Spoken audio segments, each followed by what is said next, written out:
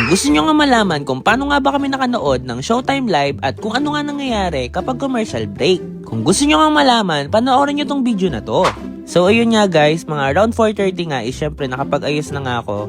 And bago nga tayo umalis is nagtitake nga ako nitong digestive aid from Daily Plus. Kung bloated nga kayo katulad ko guys, saktong-sakto sa inyo to dahil nakakatulong talaga to para maayos yung digestion nyo and syempre mawala din yung pagiging bloated nyo. So ayun nga, fit check lang tayo bago umalis.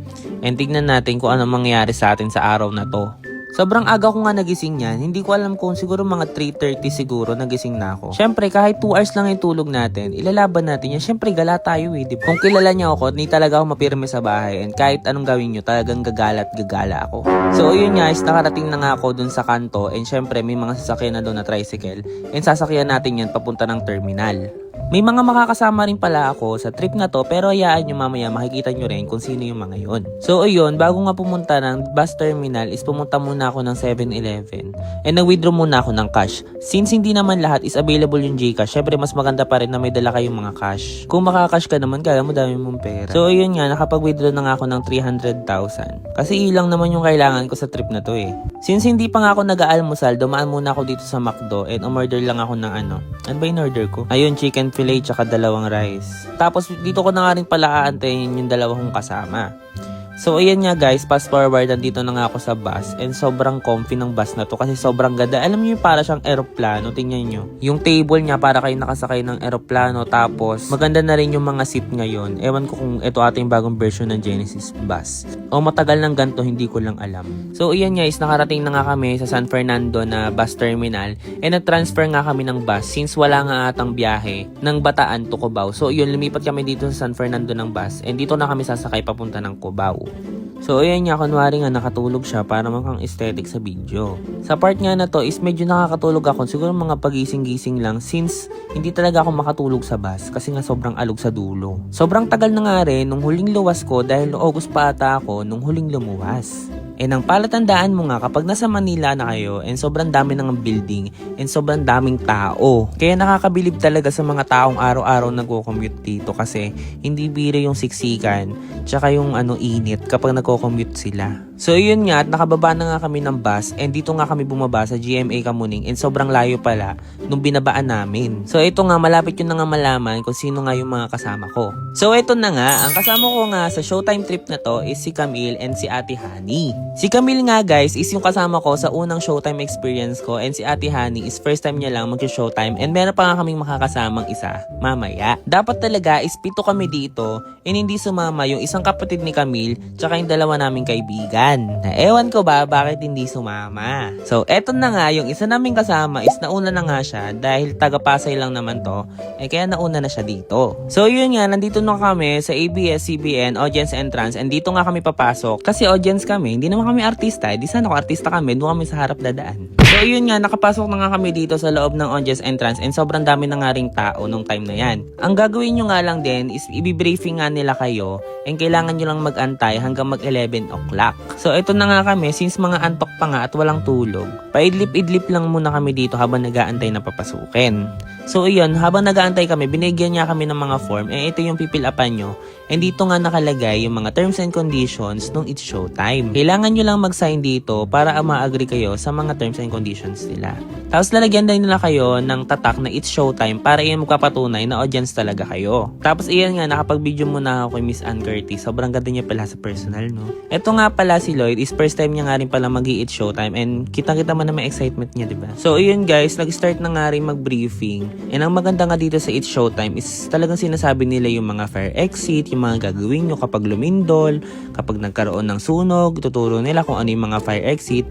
And maganda talaga yon dahil importante na alam natin kung saan tayo lalabas kapag may mga ganong sakunang mangyayari. So iyan is malapit na nga mag 11 o'clock and papapasukin na nga kami sa loob ng studio. So nag-aantay na lang talaga kaming tawagin kami para makapasok na kami. So ayan guys, is tinawag na nga kami and naglalakad na kami papunta sa mismong studio. So para nga makapasok kayo sa loob ng studio is kailangan nyo lang ipakita yung tatak nyo sa kamay na it's showtime and yun nga yung papakita nyo para papasukin kayo dito. So kung wala kayong ganyan dito, Eh, umuwi na kayo. Alam nyo guys, pagpasok pa lang dito, sobrang lamig as in. So, ayun nga, nandito na kami sa loob ng ABS, naglalakad lang kami papunta ng studio. Sa part nga na to is dito kami pinadaan sa likod, and dati kasi kami, no first time namin ni Camille, doon kami pinadaan sa may gilid. So, bagong experience, na dito kami dumaan sa likod.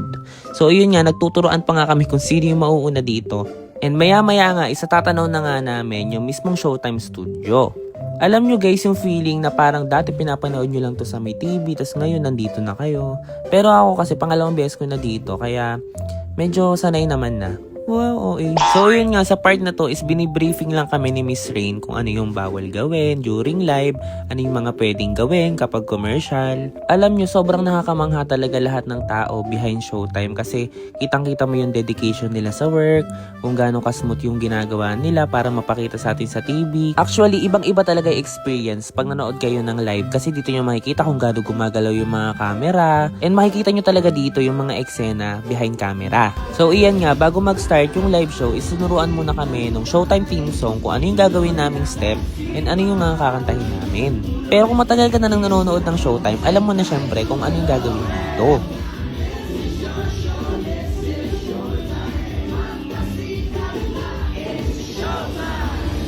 So ito na nga, at kakatapos nga lang kumanta nung bagong TNT Grand Champion ng Dionela Medley, and ito nga yung ginagawa nila during commercial break. Alam nyo, ito talaga yung pinaka namamangha talaga ako kapag nanonood ako ng live, is kung paano binubuo nung art department yung mga props nila, and kitang-kita mo kung gaano sila nagtutulungan para mabuhat lahat yon, and kitang-kita naman kung gaano kabibigat yung mga props na yan guys. So yun nga, is nagre-ready na sila para sa laro-laro pick, and ito nga yung ginagawa namin during commercial. Pwede nga pala kayo mag-cellphone during commercial, pero bawal kayo mag-cellphone during live. Kapag commercial din, is pwede din kayo mag-CR, and bawal nga pala magpasok ng any food or any inumin dito sa loob ng studio. So iyan nga guys, kakatapos nga lang nung laro-laro pick, nagre-ready na nga sila for tawag ng tanghalan duets.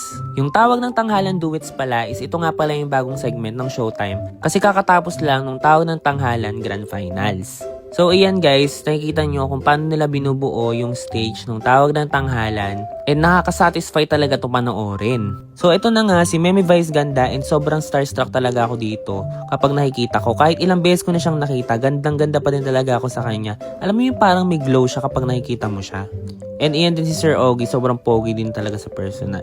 Sa mga time na nga pala nito is nag-aantay lang sila ng live since commercial break pa nga yan, kaya nakapag-phone pa ako. So iyan, dumating na nga rin si Sir Vong tsaka Sir Jong. So ayan, naghudyat na nga ng live, kaya mapapansin nyo, binaba ko yung phone ko kasi bawal nga talaga mag-phone during live. Alam nyo, sobrang ganda talaga ng pwesto namin dito dahil sobrang lapit namin sa mismong stage, and nandito nga kami sa mezzanine. Kaya kitang-kita mo talaga close up yung mga artist ng Showtime. So yun nga, sa part na to is tapos na nga yung show, and ang maganda nga sa Showtime is ine-end nga nila yung show nila with a prayer, and hindi na yung pinapakita sa mismong TV. Syempre tatanungin niya ako, Kuya Aaron, paano ka nga ba nakanood ng Showtime? Ano yung ginawa mo? So para makanood nga kayo ng Showtime Live is may dalawang ways nga kayo para makanood.